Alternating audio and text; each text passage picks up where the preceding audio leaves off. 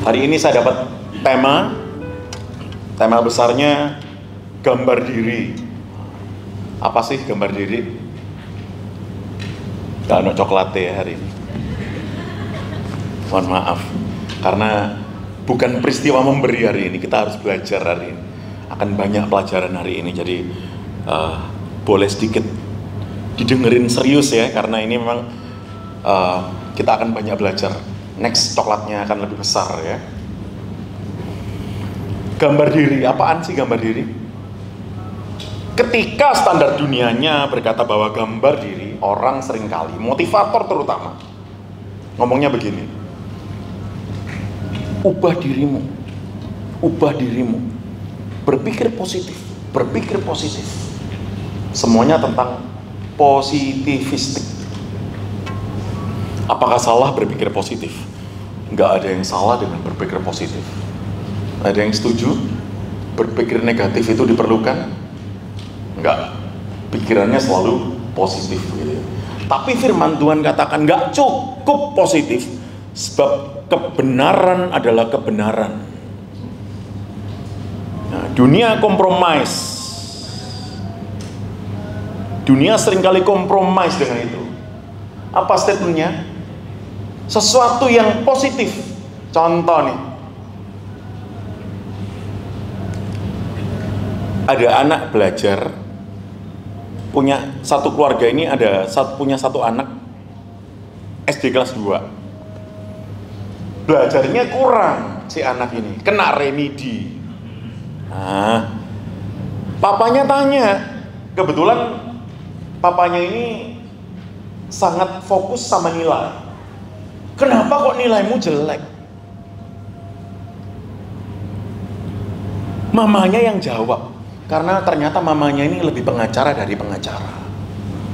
Dibelain sama mamanya, oh belajarnya rumit, nggak dijelasin guru. Apa ya percaya papanya kalau dijelasin bahwa soalnya belum pernah dijelasin.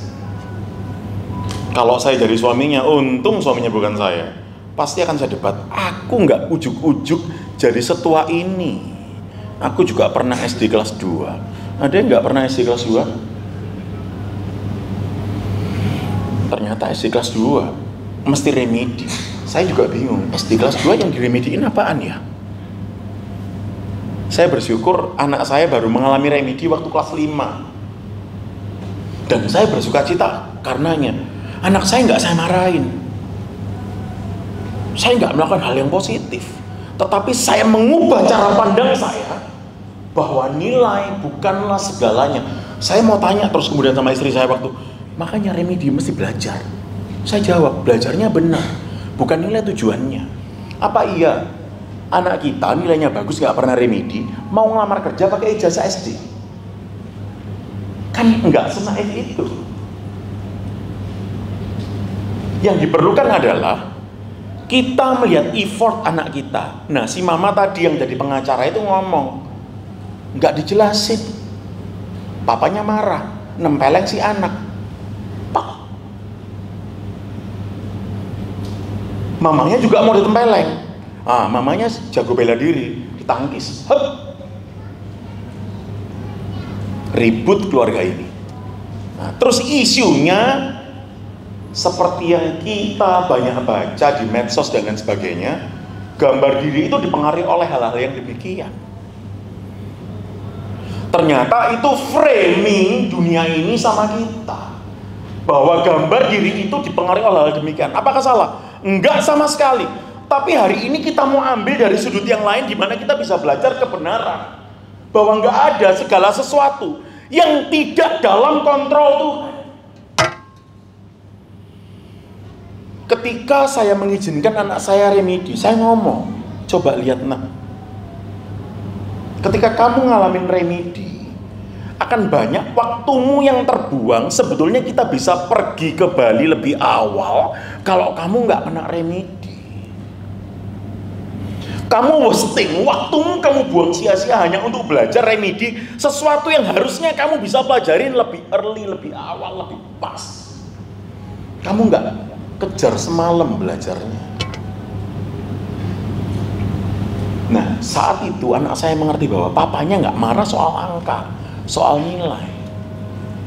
Yang saya ambil dari anak saya adalah, kamu kalau nggak maksimal usahamu, di sana letak kekecewaan papa. Dan saya lihat Tuhan juga melakukan hal yang sama sama kita. Dia bukan Tuhan yang hanya melihat hasil akhir. Apa contohnya? Apa contohnya? Itu loh, waktu peristiwa orang-orang mau perang yang turun ke sungai, apa caranya? Yang minumnya nyosor kayak dogi, keluarin. Yang minumnya pakai tangan satu, keluarin. Yang minumnya pakai dua tangan, lulus. Lihat, bukan menang perang, tapi step by step Tuhan nilai. Makanya standar dunia ini yang membawa kita dalam distraksi, hati-hati. Anak nggak boleh dimarahin biar gambar dirinya nggak rusak. Coba, anakmu kurang ajar, sorry, misuhin kita, ngumpat kita orang tua, jangan dimarahin. Tinggal tunggu waktu, suatu saat kita dipanggil sama kepala sekolah. Kenapa? Dia panggil, Bu, Pak, anaknya diajarin apa kok saya tadi kok dibisuin?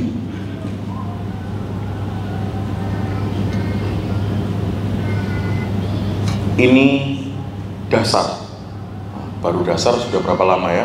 Nanti tolong jangan di waktu ya, 5 menit ya. Saya mau bubar setengah 10 malam. Saya kan ngomong tadi, belajarnya panjang hari ini ya. Hari ini kita sepakati di depan bahwa kebenaran gambar diri tidak akan tergeser dari Tuhan Yesus. Kamu sing percaya mbek Tuhan Yesus rupanya. Sano kabeh sakmene tak buyarno. Tuhan Yesus adalah contoh gambar diri yang paling sempurna dari apapun, gak tergantikan. Kita nanti belajar banyak. Mari kita buka satu ayat pertama ini ya, 1 Korintus 4, 3-4.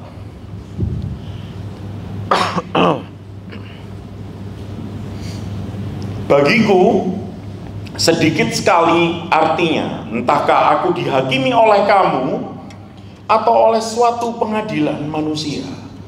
Malahan diriku sendiri pun tidak kuhakimi, sebab memang aku tidak sadar akan sesuatu, tetapi bukan karena itulah aku dibenarkan. Dia yang menghakimi aku ialah Tuhan. Ini sulit dipahamin. Kalau belajar, cari pembanding, banyak terjemahan. Kita belajar dari 1 Korintus 4, 3-4 versi bahasa Indonesia masa kini. Bagi saya, tidak menjadi soal apa yang kalian atau siapapun juga pikirkan tentang diri saya. Gambar diri, banyak yang isu begini. Oh, kalau sisi luar, lingkungan, orang tua, keluarga, kultur, dan lain sebagainya, itu memengaruhi saya. Enggak. Kayak saya ini yang half-sider, Cinoyo, Jowoyo. Jadi saya mengerti isu kedua-duanya. Saya mendengar, apalagi dulu saya lawyer. Saya mendengar begini, aku urusan ceraiku bro, apa? Loh, kok cerai gitu? Iya, ganti dapur. Hah? Ganti dapur? Yo panggil teknik sipil sama arsitek toh sing ngurusi lo. Ganti dapur dolek bojo maneh. Lo kenapa? Anakku wedok kabeh. Hah? Masalah saya bilang. Iya, aku butuh anak lagi untuk meneruskan marga. Usano ya. Itu anaknya sudah 4, mau ke-5. Tak doakan perempuan lagi gitu ya. Kurang 1, buka tim voli. Freak bagi saya. Ngomong kultur, saya bukan tidak menghargai kultur. Tetapi ketika budaya itu bertentangan dengan firman Tuhan, uji. Punya anak 4, dididik benar, sekolah yang benar, itu ngundang cowok-cowok ganteng loh. Rumah jadi rame ya. Saya dulu ingat waktu zaman ngapel pacar saya dulu ya, rumahnya rame lanang-lanang. Tak dulu aku kok paling elek. Kan nggak lucu orang aku ganteng, betul ya? Lebih baik aku ngaku elek. Lah ya bandingannya Ari Wibowo. Tetapi ketika aku dibandingkan dengan Ari Wibowo hari ini, aku bangga. Aku nggak ngajukan cerai. Nah, lihat ya. Ketika orang menyadari bahwa gambar diri bukan sesepele itu, friend. Gambar dirimu. Tetapkan letak standarmu tertinggi pada Kristus. Yang setuju katakan amin. Senang aku dengar. Untung nggak mencolok. Lihatlah, kalau kita sepakat, jangan pedulikan omongan netizen. Orang boleh ngomong apa aja, yang ngalamin kita. Saya pernah berantem sama istri saya. Pendeta tahu tukaran, tahu ya. Kamu jangan susah.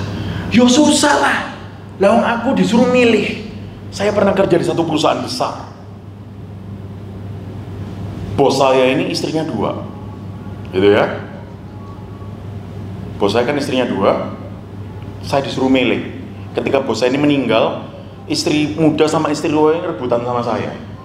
Nggak mau dikawin loh ya. Nggak sama sekali. Mau bantu perusahaan istri pertama atau istri kedua. Karena dianggap nanti jadi tidak berpihak atau malah berpihaknya terlalu dalam. Saya dipaksa untuk resign. Itu posisi nyicil Pajero, bayangno ya. Berat. Itu dengkul buat berdoa sampai babras, gak lunas. Iya, saya nggak mau terus ngomong di mimbar bahwa oh Tuhan telepon lewat seseorang gitu. Enggak. Saya harus ngalamin bekerja. Dan it's okay. Karena ini memang Tuhan izinkan. Proses saya tidak sama dengan hamba yang lain yang bercita dia ditelepon seseorang. Nggak apa-apa, saya nggak ada ditelepon. Kalau ditelepon saya juga seneng kok. Ada yang mau ditelepon ditransfer? Kok kayak seneng kabeh ya? Iya, guyune kayak ceria ya. Nah, saya masih kerja. Hancur enggak? Hancur. Waduh, anak masuk sekolah bareng. Ini saya juga ngalamin anak masuk sekolah bareng ya. Satu SMP, satu SMA. Waduh, kayak beli mobil baru. Makanya kalau anaknya makin banyak, coba berpikirlah dalam-dalamnya biaya sekolah mahal memang sekarang. Kembali ke urusan tadi.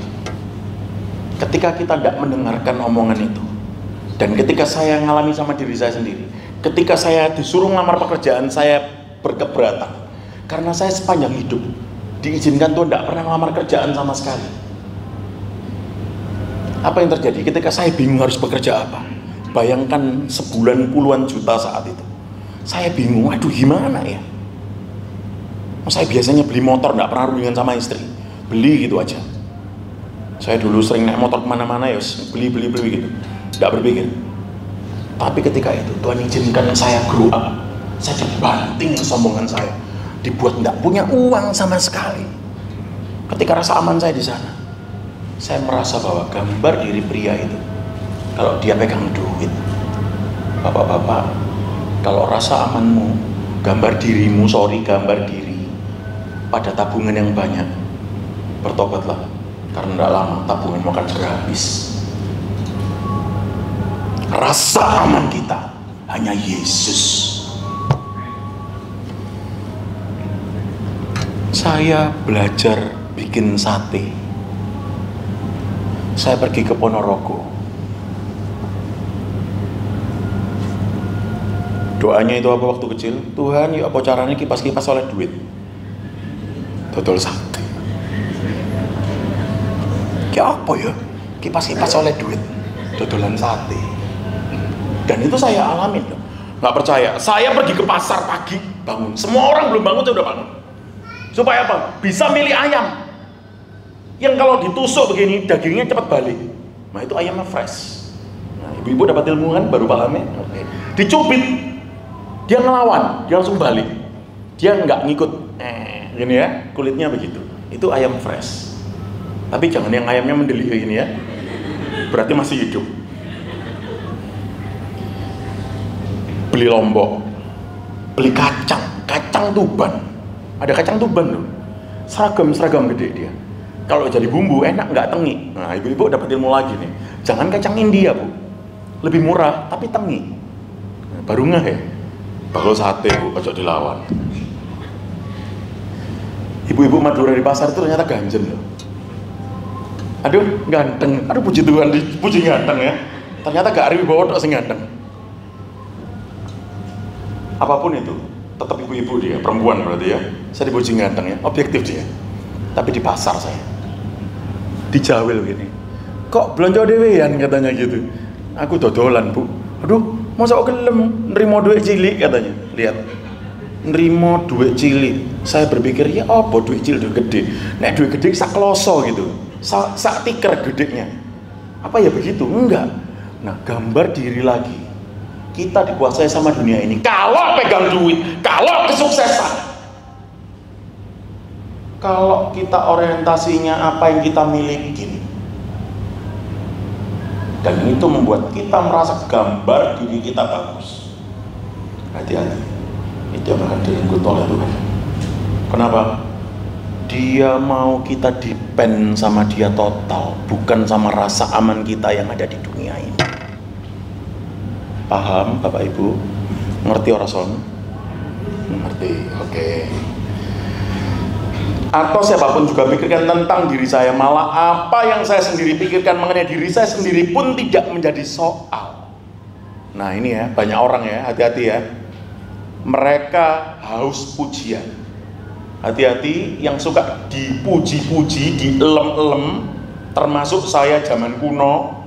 Kalau dikasih pujian tuh sepatu langsung naik gini, gitu.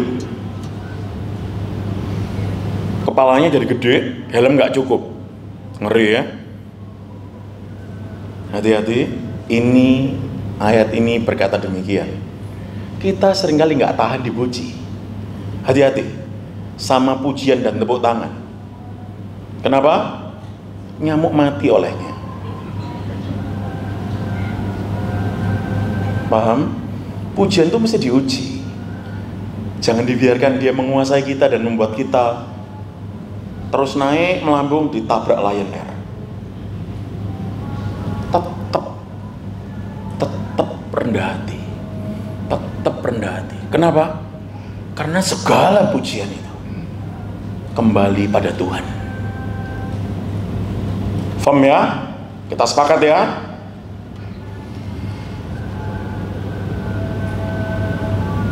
Saya tidak merasa bersalah dalam hal apapun juga, tetapi itu bukan bukti bahwa saya memang tidak bersalah. Orang yang paling merasa benar, dia sedang dalam ketidakbenaran terbesar. Kalau kita tiba-tiba merasa gini, aku ini rendah hati loh orangnya ya. Tak beritahu bocoran hari ini. Saat kita berkata bahwa aku ini rendah hati loh orangnya, hari itu juga kita mulai sombong.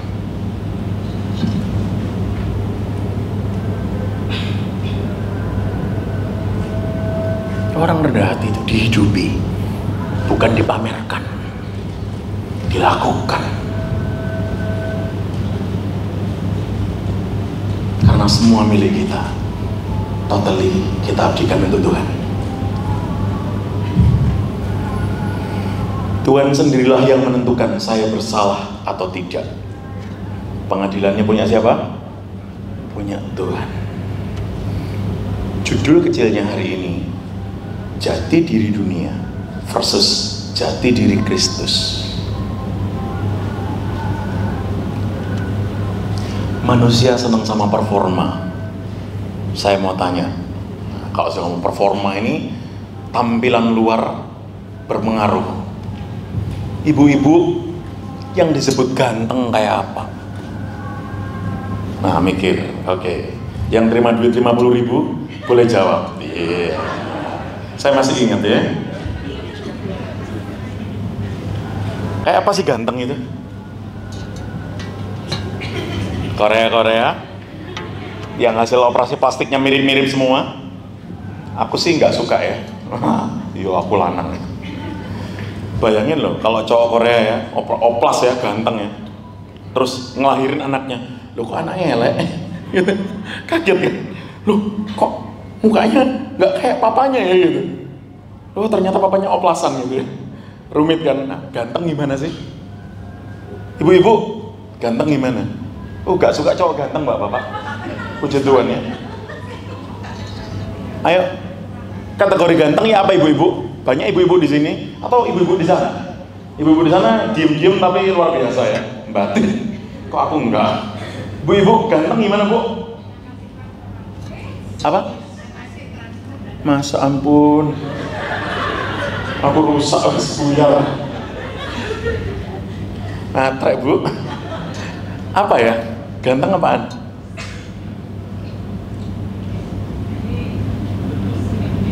Tinggi.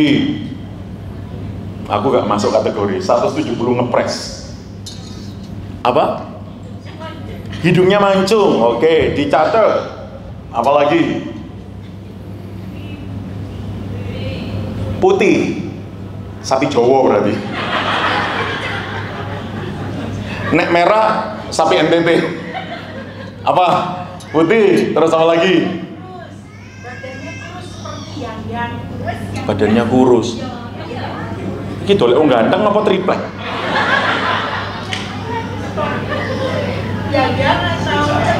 Oh iya wes, aku nggak ngerti sorry. Aku kuatro. Apalagi? Pekar. Produk member aku didik. Oke, ganteng ya. Cantik. Aduh, selalu cantik. Bingung aku. Mau tak takoni ganteng jawab. Aduh, mantep aku. Tuhan ampuni Eke. Apa ya? Yang cantik pak? Apa pak? Cantik pak. Hidungnya mancung. Rupanya sama. Tahu nggak hidung mancung? Hati-hati kita ya. Kalau punya istri atau suami hidung mancung. Kalah nafas kita ya. Nyedot udara terus ya. Hidung mancung apa? Neriman oleh bojo elek sing lanang ini. Enak kok bojo elek ya, awet sampai tuwek pancet elek. Ayo, yang cantik apaan? Murah senyum. Oh, oke. Murah senyum, ini kategori baru. Apa nih?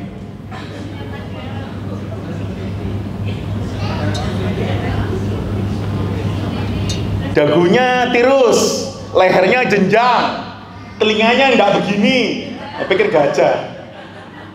Apalagi rambutnya, wah ya toh, badannya, wah gitu ya, bodinya, ya gitu ya. Lihat, sorry, saya selalu bingung kalau lihat, maaf, produk celana dalam pria. Selalu gambarnya orang yang perutnya kotak-kotak. Padahal hati-hati, di luar sana sekarang yang perutnya kotak-kotak banyak yang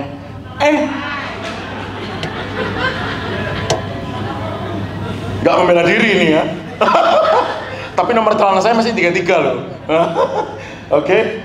Jadi ketika gambar diri itu selalu dikaitkan sama performa luar, rupanya kita sudah ditipu sama dunia ini. Segera kembalilah ke firman Tuhan bahwa performa yang Tuhan tunjukkan adalah Dia mampu mengasihi tanpa balas.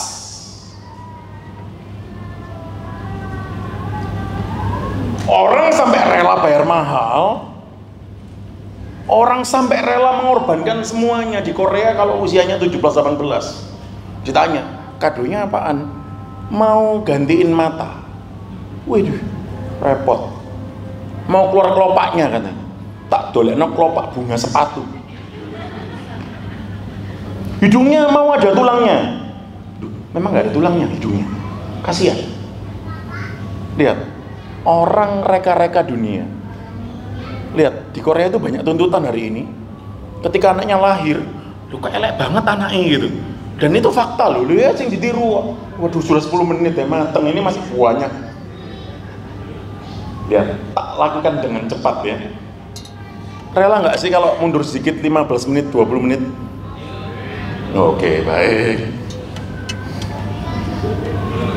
Pencapaian sekolah maksimal S3, saya S lilin. Lihat, adik saya lulusan perguruan tinggi yang wow. Tapi ketika dia dihadapkan pada karakter, dia cukup pemarah, mudah sekali tersinggung. Apa kita menjadikan pencapaian ini sesuatu rasa bangga saat terus kita kena masalah dengan karakter kita? Jadi bukan pencapaian apapun yang dibutuhkan, tapi bagaimana kita berserah tentang hidup kita sama Tuhan.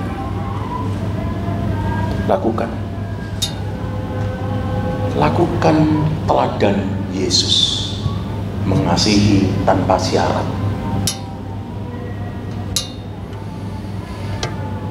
Orang seringkali kalau ngomong gambar dirinya buruk, jelek, orang selalu ngomong apa?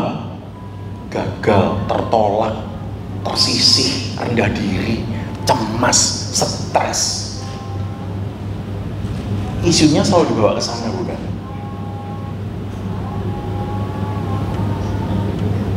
Penerimaan orang sama kita. Kita masuk lingkungan baru, terus kita dibicarain. Padahal ketika kita dibicarakan, mereka sedang mengakui mereka nggak mampu kayak kita.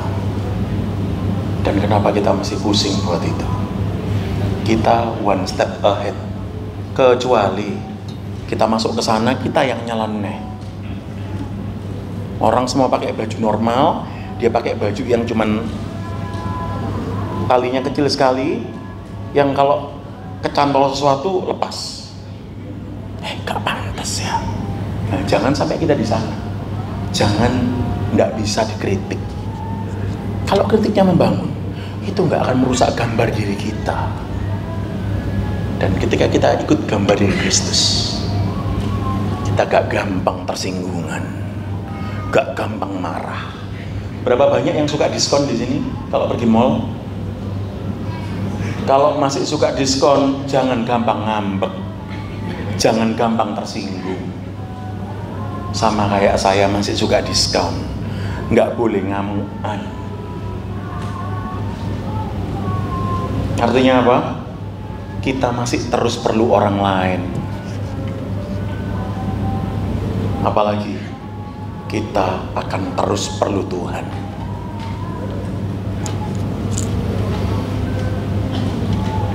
Mari kita baca lagi dari Kejadian 1 ayat 27. Maka Allah menciptakan manusia itu menurut gambarnya, menurut gambar Allah diciptakannya dia, laki-laki dan perempuan diciptakannya mereka. Saya bawa kemari ke sudut yang berbeda. Hari ini banyak omongan, ada jenis kelamin itu totalnya berapa? 70-an. Ada yang laki 90%, perempuan 10%. Ada yang begini gitu. Sorry, langsung saya kebaskan debunya di mimbar ini. Saya nggak percaya ada 70 jenis kelamin. Hanya ada 2 jenis kelamin yang firman Tuhan katakan. Yang percaya firman Tuhan ini selalu benar setiap saat, sampai kapanpun. Lambaikan tangan. Sing gak lambaikan tangan, gak duwe tangan apa? Ragu-ragu. Apa diciptakan tadi? Laki-laki dan perempuan, nggak ono separuh-separuh. Cuma ada 2. Saya punya temen yang begini, aku pindah aja ke luar negeri karena aku bisa diterima di sana. Hah? Itu ya? Bingung saya. Terus waktu kami berdebat, dia statement begini sama saya. Loh, aku ini ciptaan Tuhan loh. Dan aku dari kecil ya begini. Saya kasih contoh simpel. Ada orang merokok, bilang gini, angel ya berhenti merokok itu. Tak kasih tahu.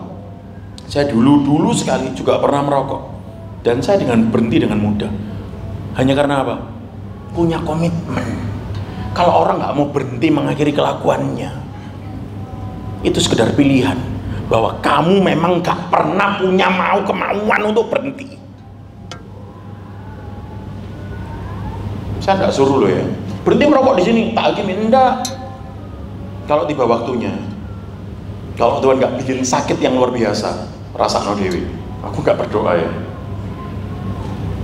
Tapi ketika terjadi, kita dipaksa, dan kadang Tuhan izinkan melalui banyak peristiwa itu, kita didesak supaya kita tahu bahwa kita harus nyerah sama Tuhan.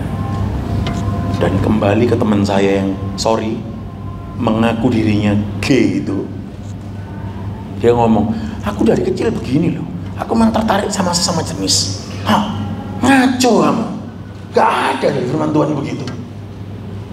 Tapi buktinya begini. Terus kamu mau ngomong apa?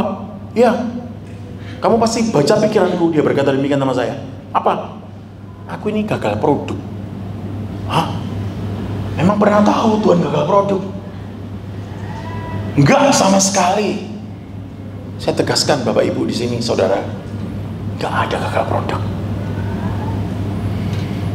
Manusia terhalang oleh dosa dan dihancurkan gambar diri yang sempurna itu oleh dosa.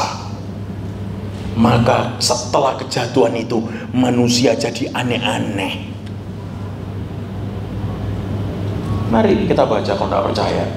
Kejadian 5 ayat 3. Setelah Adam hidup 130 tahun, ia memperanakkan seorang laki-laki menurut rupa dan gambarnya.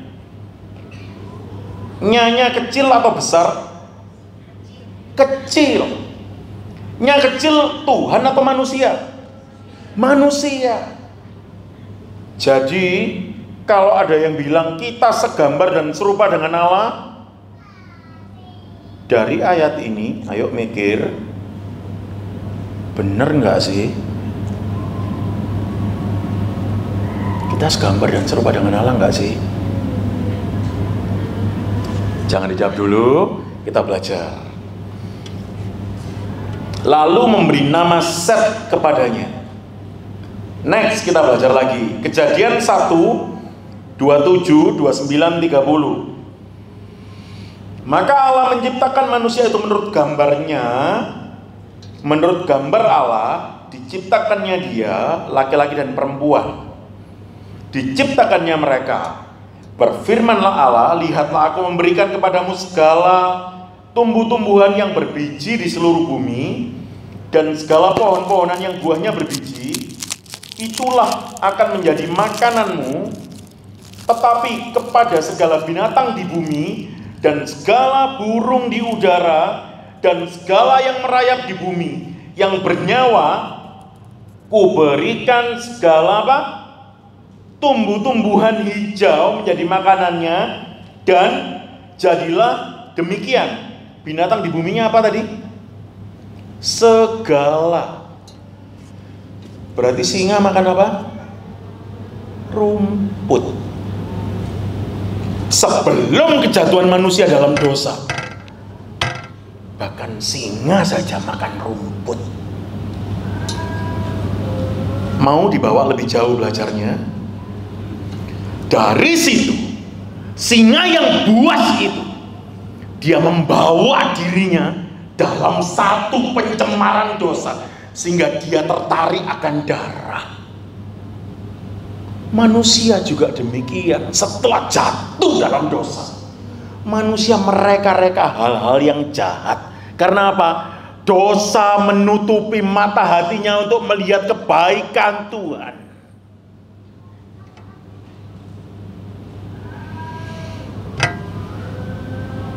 Banyak di antara kita yang gak cermat akan ini. Berarti Adam tadi menurunkan keturunannya, nyanya kecil atau besar,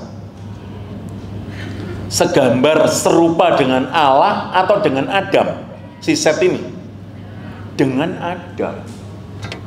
Betul ya? Sepakat dong? Alkitab kok yang nulis, bukan saya yang tafsirkan loh. Nyanya kecil, saya nggak tafsirkan, sorry. Ini fakta. Ini yang perlu diseberangkan. Ini harus tuntas supaya kita nggak salah.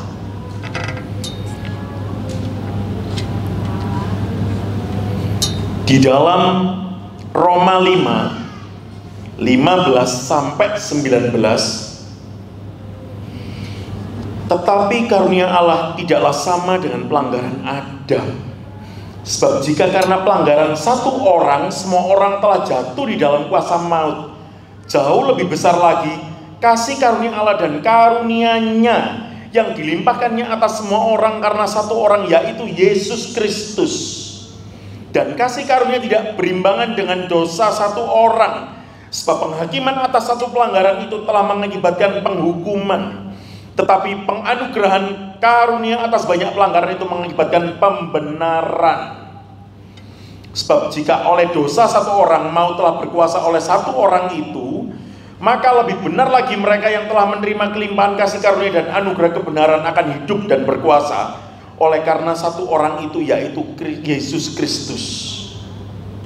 Sebab itu sama seperti oleh satu pelanggaran semua orang beroleh penghukuman, demikian pula oleh satu perbuatan kebenaran semua orang beroleh pembenaran untuk hidup. Jadi sama seperti oleh ketidaktaatan satu orang semua orang telah menjadi orang berdosa, demikian pula oleh ketaatan satu orang semua orang menjadi orang benar. Obedience greater than sacrifice. Kalau nggak ada ketaatan, Yesus nggak tergantung di kayu salib.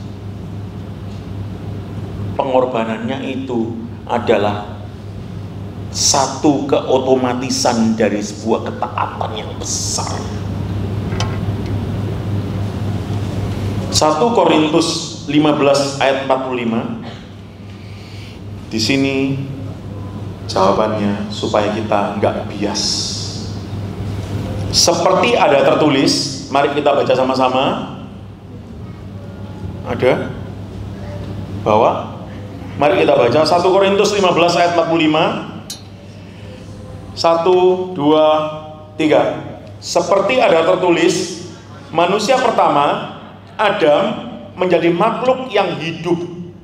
Tetapi Adam yang akhir menjadi roh yang menghidupkan. Siapa Adam terakhir? Yesus. Maka ketika Yesus melakukan pengorbanannya, maka gambar diri kita yang tertutup oleh dosa yang mencemari itu, hakikat kita segambar dan serupa dengan Allah kembali.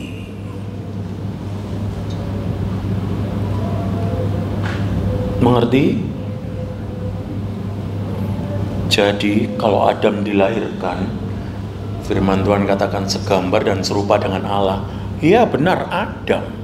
Tapi begitu dia cemar terhadap pilihan dosa itu, dia jatuh dan membawa pada terus keturunannya. Karena Adam ini berasal dari material yang fana, debu dan tanah. Sementara Yesus, dia berasal dari sorga. Dia turun untuk melakukan misi terbesarnya. Apa yang dilakukannya? Kita dikasihi tanpa syarat.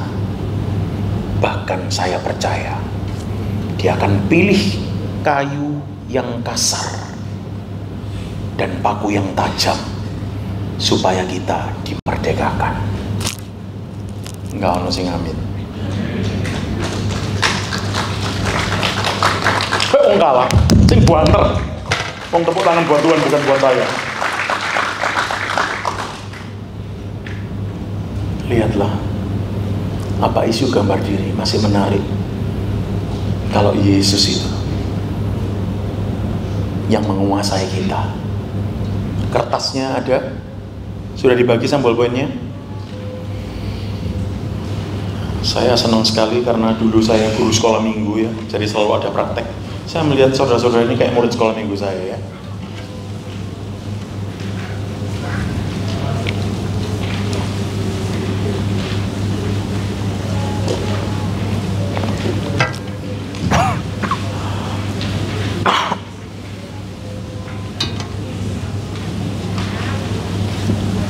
Yang sudah berkertas langsung ditekuk jadi 2.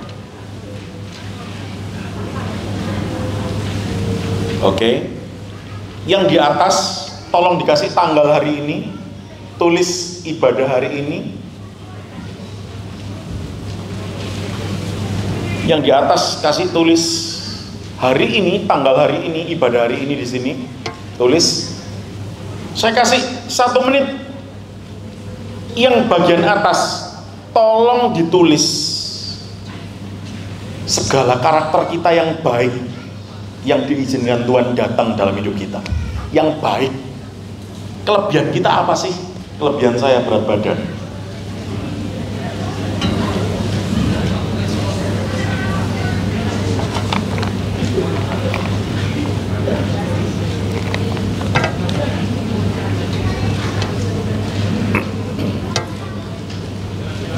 Satu menit ya, sebanyak-banyaknya kelebihan kita tulisan.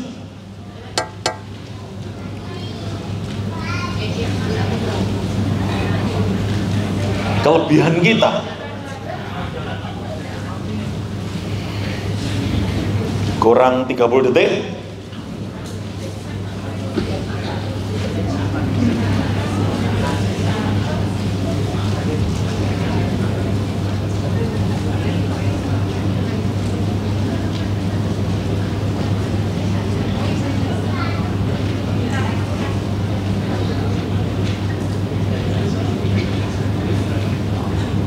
Kurang 10 detik.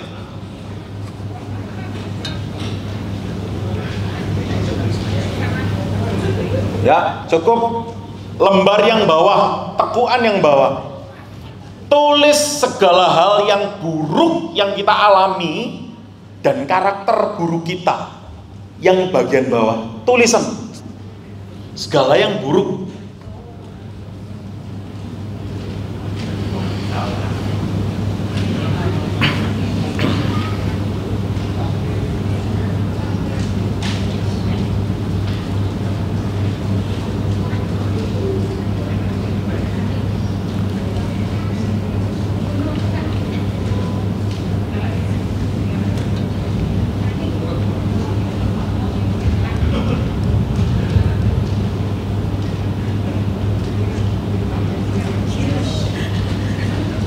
Kalau yang datang sama pasangannya tidak perlu tahu, tidak apa-apa.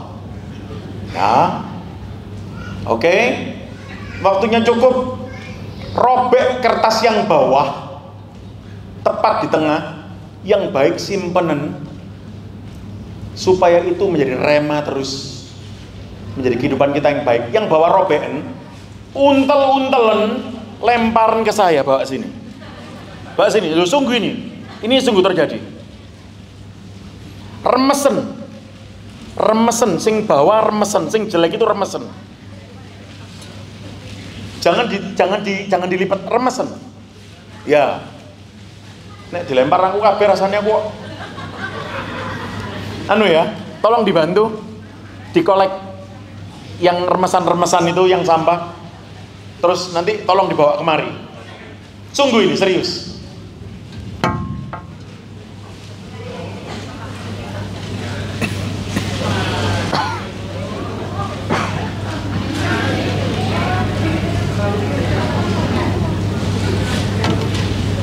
Nah itu, boleh itu, masuk itu, tas itu. Sip. Ya. Yang jelek, taruh. Nah, yang jelek dibuang. Yang jelek dibuang.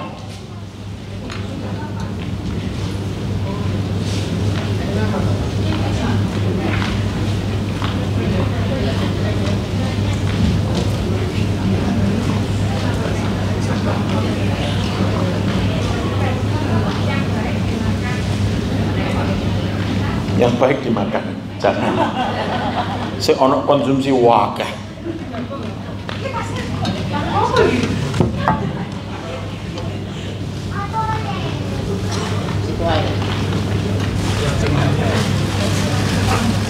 Waduh, ono sepane. Yang ini. Thank you. Eka pulang dulu.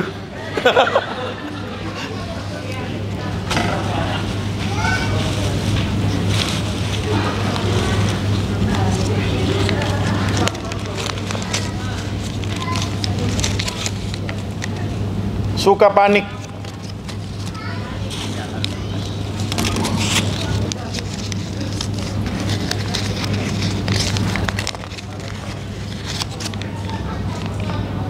Kurang penguasaan diri.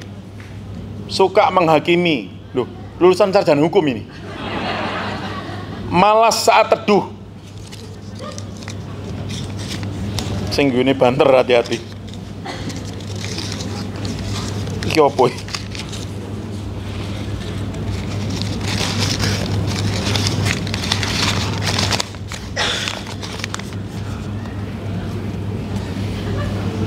Hah? Nggak suka mandi? Kempro ini. Oh, pendendam.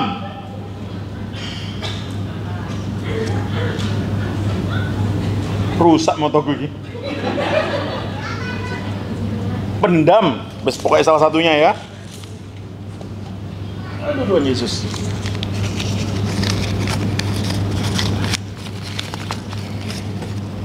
Suka marah, suka ngambek, egois. Kalau tak baca semua besok pagi. Ketika kita berserah sama Yesus, yang sudah baptis siapa? Semua? Yang masih mata keranjang, hobi belanja macam-macam, ndak melek ya waktu baptis. Yang suka mengumpat ndak mangap ya? Ndak. Ini just joke ya. 5 menit aku paham. Lihat ya. Ketika kita terima baptisan, kita dibenamkan. Itu sebuah simbol kita dengan kehidupan dosa kita yang lama. Kita sudah dihancurkan, dibenamkan, dan ketika kita diangkat, kita sudah meninggalkannya jauh-jauh. Segala dosa kita sudah dikuburkan. Dan ketika kita terima Yesus, sampahmu itu sudah dibawa Yesus.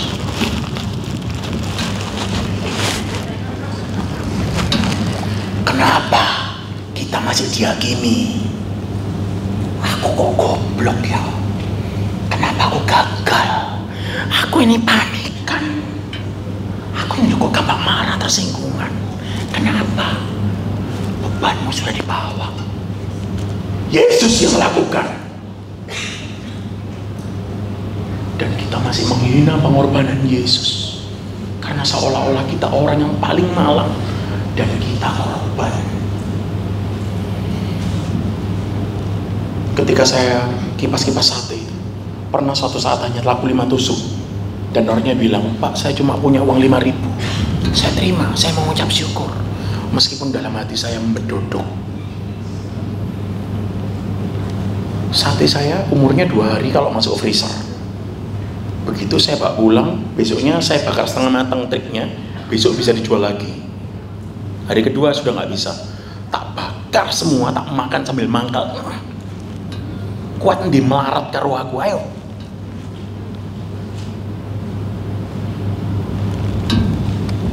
Sampahnya sudah Yesus bawa. Tapi kenapa kita masih berada di dalam kubangan korban? Kenapa kita masih jadi orang yang sangat gampang ngomong? Kenapa kalau aku dilahirkan di keluarga yang sesulit ini, Tuhan?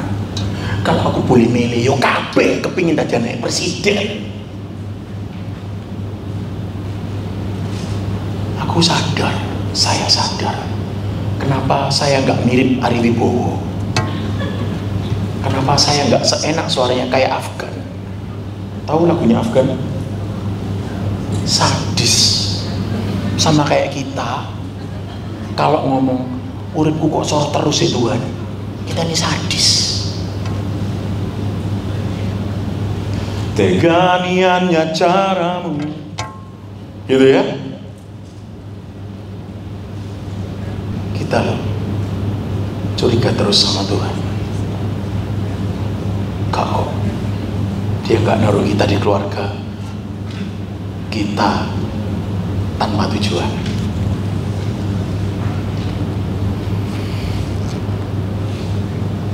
Sekalipun tampaknya kita ditaruh di keluarga yang papa mamaku itu ngamuan, mereka berantem, mohon maaf kalau ada yang korban orang tua yang divorce. Ketahuilah, kita punya orang tua yang gak pernah gagal, Yesus. Ketika orang tuamu biologis di muka bumi ini mengecewakan dan itu menggoncangkan karakter kita, membuat buruk, percayalah, jangan termakan sama dunia, katakan bahwa itu mempengaruhi kabar diri. Buang jauh-jauh, Yesus sudah bawa sampahmu. Selesai isunya. Jesus set me free. Dia membuatmu merdeka. Gak ada lagi isu gambar diri yang rusak saat dia melakukan bagiannya yang paling sempurna di kayu salib. Tahu lagunya? Yesus pas waktu naik ke surga? Tahu lagunya kira-kira? Yesus waktu naik ke surga itu dia nyanyi. Atau setidaknya kalau misalkan ada TikToknya zaman itu, lagunya yang paling cocok ada. Selamat tinggal kasih, sampai kita jumpa lagi. Aku pergi, takkan lama, hanya sekejap saja. Ku akan kembali lagi, asalkan engkau menanti. Nantikan Tuhan. Dia gak pernah ingkar. Dia ambil setiap sampah hidup kita. Dia sempurna. Teladani dia. Dia karakter yang terbaik yang dapat kita tiru. Gambar dirimu gak pernah rusak. Tuhan Yesus memberkati.